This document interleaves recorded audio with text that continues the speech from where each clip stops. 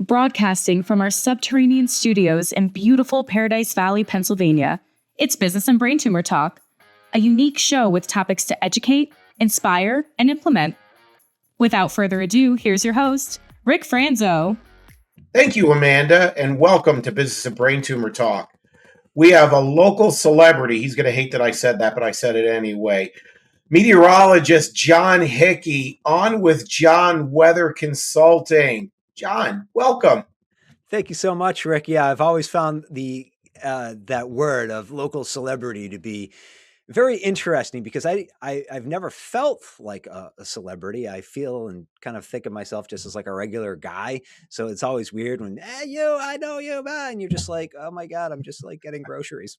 Really, let me get the ragu. Come on. Yeah. I'm shopping. Don't. All right, you want my autograph? I'll give you my autograph. Here, do you have a piece of paper? I got the pen.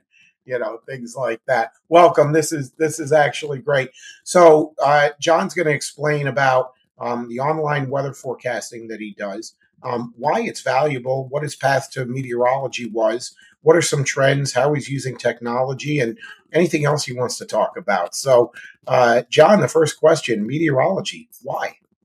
So I was very young, and this is probably something that you would find for not all, of course, but a lot of meteorologists, is that we were afflicted with this disease at a very young age, where something inspired us when we were very young. It's always what we wanted to do.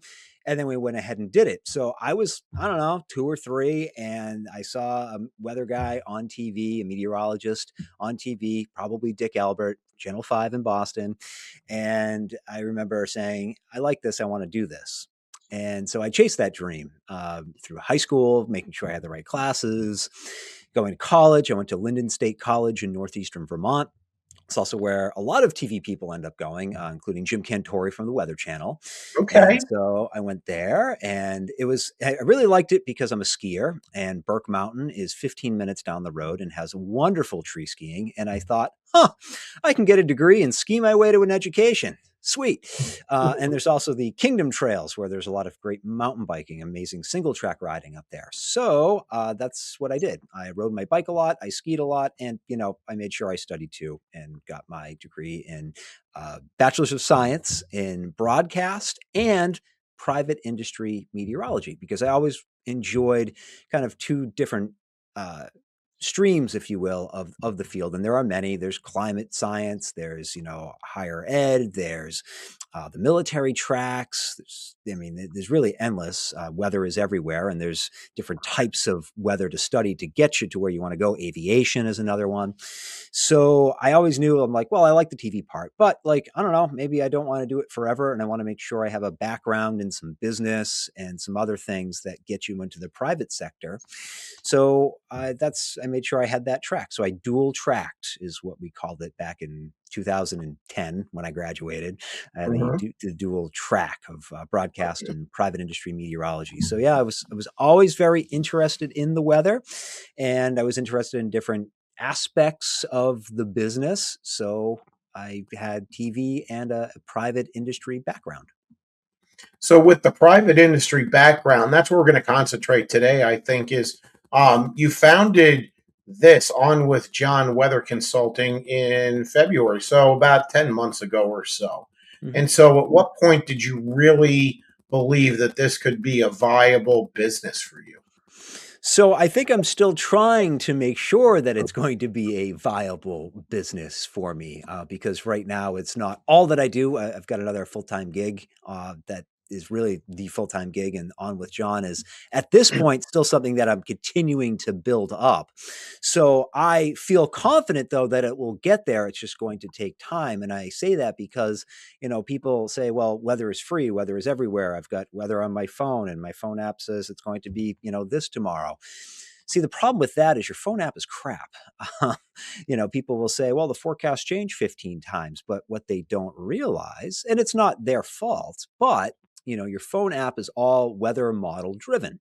So it is just taking raw data from a weather model or a compilation of them, and it's spitting out some stuff. So they'll say that it changed 15 times, but what they don't realize is when they were at home, they checked it and it said something, but then they checked it again when they drove to work and it said something different. And even right there, even aside from, weather models at different update frequencies, whether it's every hour or every 6 hours, physically by moving their location, the weather model data is different for that point.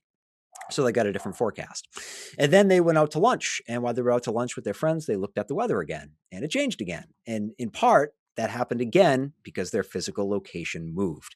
So on top of no human intervention with the data that's coming to their phone, they've also physically moved their location 3 times. And in their head, they say, well, the forecast changed 3 times, but especially if they're driving some kind of distance to work or to their lunch spot, that can make all the difference. So I'm here, my business is here in part to help kind of cut through that noise, right? And my part of my more public facing aspect of it is to give people, realistic goals, know what they're looking for, specific start and end times for their locations, how much they're expecting for more specific locations. Because, and I still do this, on my Facebook page, Twitter, Instagram, providing, a kind of a broad map like you might find elsewhere on the internet or on TV, whatever. But where I feel that my business adds a lot of value is more in that site-specific environment. Now, look, if you want to know if it's going to rain at your wedding in 2 weeks, I'm going to tell you, I don't know, because I don't think that's not where we're going. But, I've also worked with other private industry businesses, in addition to working in television. And I saw what they were doing.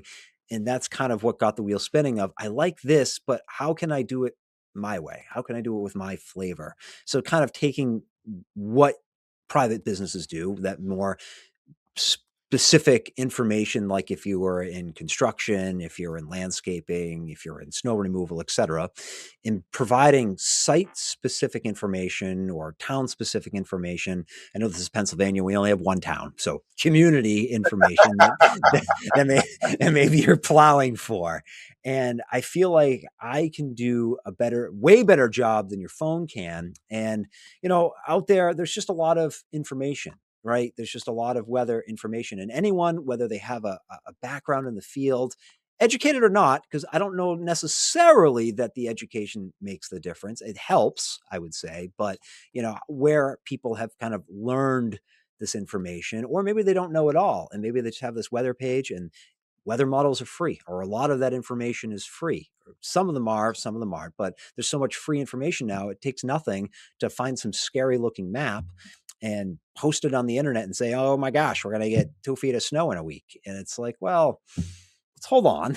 Let's find out the process that we needed to get to for that model to spit out that information. And that's where I come in. That's where I have that background in that kind of information, and knowing how different models, their biases, how they're getting to that information, so that when I see maps like that, I can go, probably not. And it's also in part where I have a weekly series called Weather Model Madness on my page, where I take 4 different models and 2 different versions, a 10-to-1 ratio for the snow, and what's called the Kuchera ratio, which is taking the coldest temperature and the lowest, I forget how many feet of the atmosphere, and it assumes that's the entire column's temperature, which is still a very big no-no. And it says, okay, it gives you a somewhat different output for snow. And so far, I would tell you, and this is, I guess, I haven't said anything about how the contest is going, but it's going particularly poorly for a couple of the models, way overestimating the snow. So far, through almost 7 full weeks of the contest, you have shoveled a lot more model snow than actual snow. So posting those kinds of that information way in advance, so far, early in the goings here, looks like it's a big old pile of, stuff. I'd rather shovel hypothetical snow than regular snow, than actual snow. So that's okay for me, for sure. How about the tools and technology? How has that evolved and changed in like the last, 10, 20 years? I mean, a lot. I'm not that old, and I've already seen one weather model go. I didn't see it come. It was in existence before me, but the NGM model is no more. It was called the no good model. Okay. It wasn't maybe particular. I mean, that's what we called it. I forget what exact national something gridded mesh.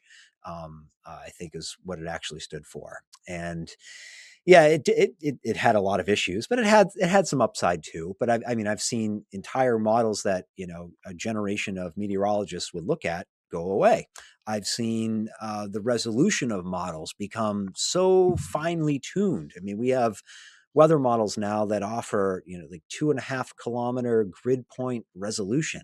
Higher resolution doesn't necessarily mean better, but it does bring out some detail that more coarse resolution models never saw. I've seen the latest generation of GOES weather satellites, the geosynchronous orbiting satellites. I've seen Okay. we're up to like GOES 19 now, and the resolution and frequency of the updates of that satellite data and the mesoscale sectors that they're called. I mean, you're looking at a satellite image. I believe with GOES 19, I think it's every 30 seconds, which is Wow. wild. When I was in school, you were getting it. I think the best we were doing was like once an hour or once every half hour. And then I saw that Wow. go to 15 minutes. And now it's only in the mesosector. I mean, if you're looking at, a more global scale, I mean, I think that's still like in the 15-minute range, but the resolution of those images is just crazy. I have a friend who worked on the first generation of weather satellites ever sent up into space, the Tiros 1 and the Tiros project, as it was known. And he has the third image that ever sent back hanging up in his garage. And it's amazing to look at that and think how far we've come in the last, like, for Tiros, I think it was in like the 60s or 70s somewhere. So to see that image in his garage, and I can just picture it in my head, and where we are now, it's incredible. And that's obviously a much longer scale than we're talking about. We're talking about in 10 to 20 years. But again, just that frequency of updates, these models that are giving us data every hour, and the resolution is so small, we can see the orographic effects of mountains, and how models try to handle that. Not always great, but even just seeing that versus those real coarse models that I remember looking at, as a kid growing up, being fascinated by the science. And then what I see now, it's like, wow, I mean, we're really trying to get there. I think we're still a ways off, like a long ways off. I know the Sure. AI modeling that's out there now is kind of the new player in the field, in the space. And it certainly has its advantages that we're seeing, and it's doing some good things, but it's still falling in the trap that weather models always have for us, and there's still some biases that they have. So it's something new and fun to learn, but I think we're still a long ways away, and I say this not because I'm trying to protect my job and say, hey, pay me, I can do it. It's honestly this, and it's something that we talked about in school. To honestly, we make so many assumptions in weather and weather modeling, and I don't care how fine the resolution is. To get the most accurate forecast, you would have to properly sample every molecule of air and know absolutely everything about it to have a full-blown 100% accurate forecast. And right now we're sending up a couple dozen weather balloons once or twice a day, where we've got a fair number of weather stations around. But I mean, we are just scratching the surface of what would need to be done to have like a true 100% accurate forecast. There's still so much interpretation that goes on from a skilled meteorologist to come up with a forecast that weather models simply aren't capable of, and really aren't going to be able to do until we better sample our entire atmosphere. And to do what I'm talking about is pretty much impossible.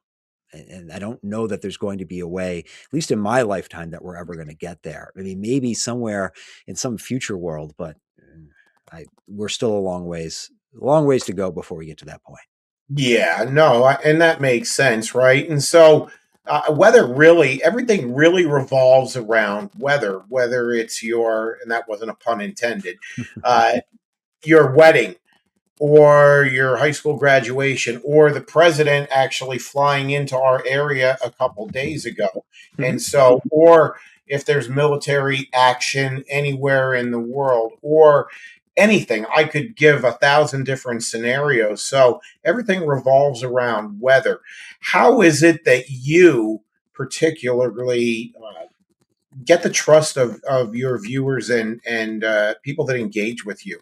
How do you set yourself apart from other weather forecasting platforms or personalities? So I had a wonderful meteorology professor when I was at Linden. His name's Dr. Jason Schaefer. And he said, your job is to explain uncertainty with certainty. And that line always That's stuck. good. It's really good because it's actually It's really good. it's really deep. It's a lot deeper than the surface. Really, when you scratch that, you dig a little deeper in that. You're like, huh, because there's a lot of ways to take that in. I see a lot of forecasters who, are flipping and flopping with every model run or just, hey, this is what the model says. And that's just not, I don't think, a particularly great way to go about it. Or just, I do that weather model madness thing once a week just to prove a point, but I would never go about forecasting like that. Sure. So the idea of explaining uncertainty with certainty is coming up with a forecast, not a modelology, but a meteorological forecast, and standing on it and sticking with it. That's something that I've always tried to do. Of you change and evolve maybe as the new idea comes into play and you've got to communicate that. But just standing firm on a forecast of this is what I see and this is how I think, or when you're with a team, how the team is thinking that it's going to be playing out.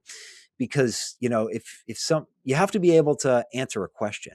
If you say, okay, this is my forecast and this is the amounts of the snow or the rain, whatever, and then someone says, well, what about this what about Mount Pocono? And if you're going, that's like a mountain, I have this, I think now you're not. If someone's doing that to me, if I'm on the other end of that, I'm like, this clown doesn't know what they're talking about.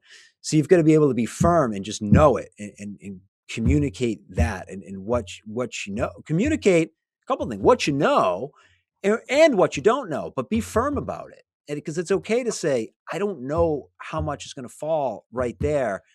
Here's why I don't know that, and being able to explain that. So that's how I've found my way to building trust, is being transparent, saying, this is what I know, this is what I don't know. Clear communication of this is the start and end times that I feel is most appropriate for this location and what will occur at this location. The transparency of, again, what I know, what I don't know, and being very direct and concise with that communication, not giving people a bunch of jibber jabber, but when appropriate, also being able to educate people on a topic. Because I feel like There you have I feel like that's really what sets me apart, is being able, I have a good depth of knowledge of the space. I'm always still learning, but when I have something that I know, being able to effectively communicate that, and it becomes in a lot of ways, it's not maybe just a meteorological phenomenon. Maybe it's an atmospheric optics phenomenon, like the ring that you see around the sun or the moon, and being able to explain, why in a 22-degree arc, there's hexagonal little ice crystals. And that's why you get that ring that comes around the sun or the moon. Usually it's high clouds coming in before low clouds. And you see that because a storm is coming in and high clouds arrive before the low ones. I mean, boom, clear, concise education on a topic. Now you have it, right? and simple, right? Because not everybody has that type of knowledge, right? So it kind of goes to my next question, is to keep it simple, right? The KISS method. Mm-hmm. What are the basic components of putting together a forecast? When you put up a forecast, it's going to have the temperature, it's going to have the precipitation, it's going to have a map of where it is, it's going to have wind, it's going to have barometric pressure, things like that. What are some of, you could, get it down to 4 or 6 bullet points. What are the things that you want people to know so that they can go on with their day and be prepared for whatever, like snow squalls? Like, is there a chance that they're going to stream off of, the Great Lakes and come in here because of prevailing winds? Or I'm just making shit up. I don't know. But, whatever it is, how do you break it down into consumable pieces so that the average person knows what you're talking about, They're pretty confident, knowing that weather is very changeable, right? It varies, even depending if you go 5 miles from your house, if you're up or down, or east or west, it can be exponentially different. What do you break it down? How many different facets are there um, when you do it? And I know you do forecasts a couple times a day. Uh, at a lot of times, and so because it does change, but what are some of the basic tenets of how you put together a forecast? So first and foremost, the line that always sticks in my head, and this is from a great meteorologist that I worked with in Plattsburgh, New York. It was the Burlington, Vermont television market. He said, know the weather story, tell the weather story. So the first thing to do is to pick out what is the story. All right. Because that was always really important in television. You didn't have a lot of time to, maybe 3 minutes to tell what the weather story is. And, just showing the temperature right now, and here's the radar. And it's like, well, that time may have been better suited for, maybe there's a storm brewing in 5 days. You know what? No one cares about that. It's, an average temperature out right now. Oh, it's winter and it's 32 hours. I don't really care about that. But gosh, I've been hearing about this snowstorm in 5 days. What's up? The hell with all the stuff, the current conditions and all that. Focus on what the talking point is. And maybe agree with what it is. Maybe it's, in 5 days there's, and I'm talking about rear end right now. I do not believe that there's a snowstorm coming in 5 days. Let's make that clear. Disclaimer: there's no snowstorm coming in 5 days. Right there on the screen. But maybe that's what the talking point is. And so focus on that, and maybe focus on, hey, you know what? These are the players. This is how I see this coming together. And yeah, there's definitely an opportunity for a storm to come. Or maybe it's, you know what?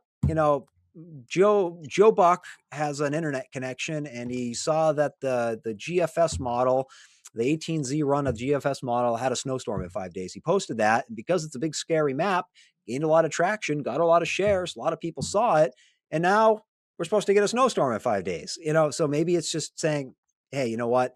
I saw that map too, but here's what's going on. Here's the big picture, and I don't see that coming together. So knowing what the weather story is and then telling that weather story. And another thing that actually is helpful too from working in news is when you write like we call them packages, those videos Sure. and voice tracks and things, usually confined to about 1:15 to 1:30. So there's not a lot of time for BS, right? You just got to cut through it. What's important, tell that story and do it quickly and do it effectively and make it memorable. So finding what sticks out in a forecast is what sticks out to me. So, look, I'm looking at satellite data. I'm looking at current conditions, looking at the big picture. I'm looking across the entire Northern Hemisphere, getting an assessment of all that, looking at, the temperatures, where how the pattern is shaping up, where stuff is coming in from. But then make that memorable for people, because quite frankly, no one gives a crap about all that, or very few people do, right? There's weather geeks that would be interested, but how does it impact me? Right? I'm thinking of the end user. How does it impact me? And then how am I going to remember it? So that's why I came up with my little rating system for storms. I'm like, oh yeah, like people played Mike Tyson Punch Out. They remember some of those characters. So I recognize that because I'm old, and so yeah. Yeah. So it's like, oh yeah, Glass Joe. Yeah, he was easy to beat. Or Piston Hurricane. Well, I faced him twice, but the first time, it wasn't too bad. Or King Hippo. Oh god, that guy was tough to beat. So think of something memorable. And then show data that's memorable too. So like Sunday is going to be really cold. We've got a blast of Arctic air that's coming in, but Arctic air, but it's over sensationalized. We've seen it on, Good Morning America 10,000 times.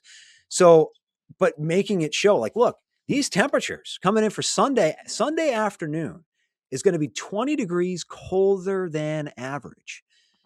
That's significant, right? What's the average? It's 30s. Wow, we're talking temperatures around maybe 20 degrees. Holy smokes, that's cold. So making that story memorable of, don't just give them the temperature. Don't just tell them, yep, it's going to be 20. Who cares? Oh my God, that's 20 degrees colder than average. Boom, make it stand out. It's not sensationalizing the topic. It's just making it memorable. And I'm big on that. I'm not a sensationalist. I'm not going to BS you. I'm not going to tell you something's coming that I don't really think is going to happen, or vice versa.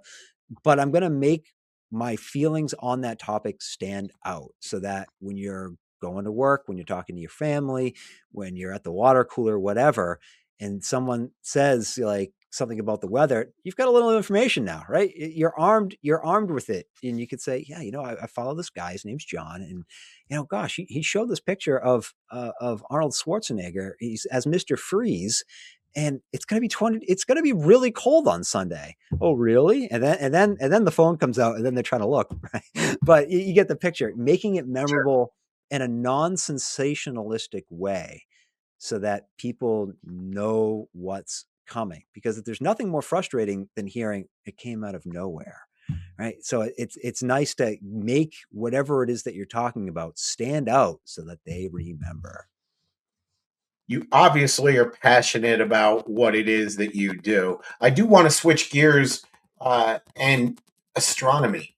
I'm a big astronomy buff. I know that when you were on TV, one of the things that I remembered, I see the weather all the time, is that you did a segment about the night skies. And so, do you really get into astronomy a lot? And what led to that? So my grandfather, my dad's dad, was a member of the Planetary Society magazine. Remember those? Oh my Not gosh. online. Magazine? Yeah. Magazine, the Planetary Society. And as a member of that, during the last Apollo mission to the moon, all the names of those members were put into a capsule and currently resides on the moon. Shut up. Swear to God.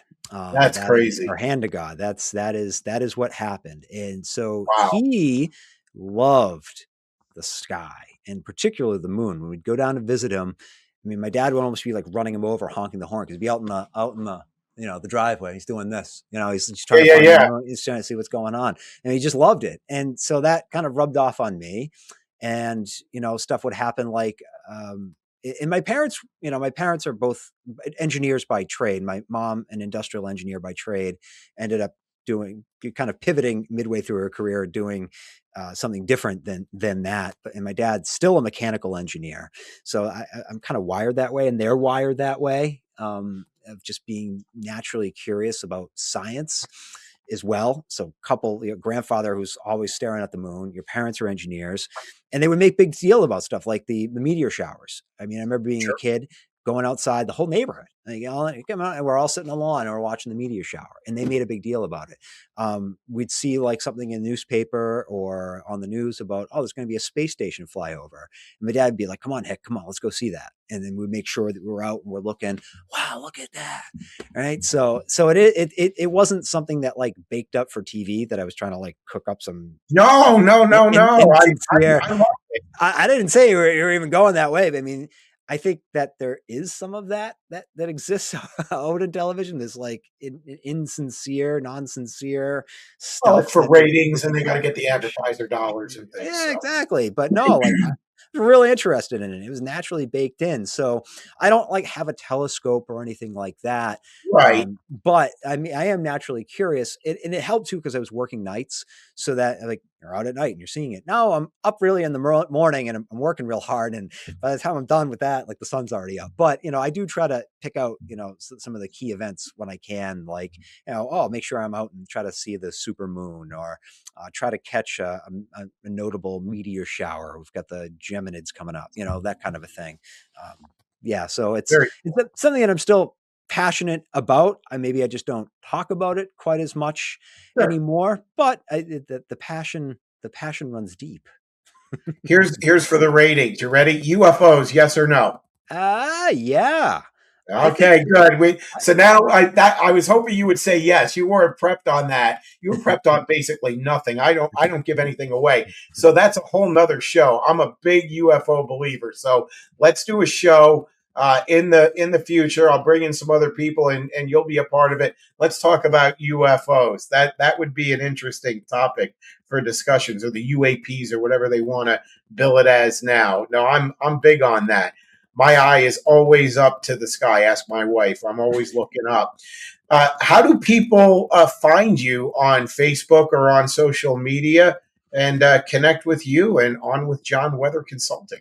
Yeah, so you can find me on basically all the platforms except TikTok right now. Maybe that's some room for growth, but just search On with John Weather, and that will direct you to my Facebook page, my Twitter page, my Instagram page. You can find my website, onwithjohnweather.com. In there, my whole link, you can find my email. You can email me directly if you're interested in any of my private stuff. I'm always looking for sponsors as well. So you can reach out to me about that. If you have a small business that you're looking to gain maybe a little advertising traction, this is a great time of year to do it. Weather obviously is a major player in the winter months. Obviously, a lot of people worried about snow. So I see a big uptick on my page, especially this time of year. So you will have a lot of eyeballs on your sponsorship ad, which will appear on my website as well as my Facebook page. And I am a proud sponsor, growth coach of the Poconos, a proud sponsor of On with John. So thank you so much for your time today, John. Really appreciate it. This was really informative. And above all, it was fun. So thank you so much. Yeah, it's good to have a lot of fun with my sponsor, Rick. Thank you so much, buddy. No problem. And this has been Business and Brain Tumor Talk. We hope you have a great day. Stay safe and stay gold. Peace.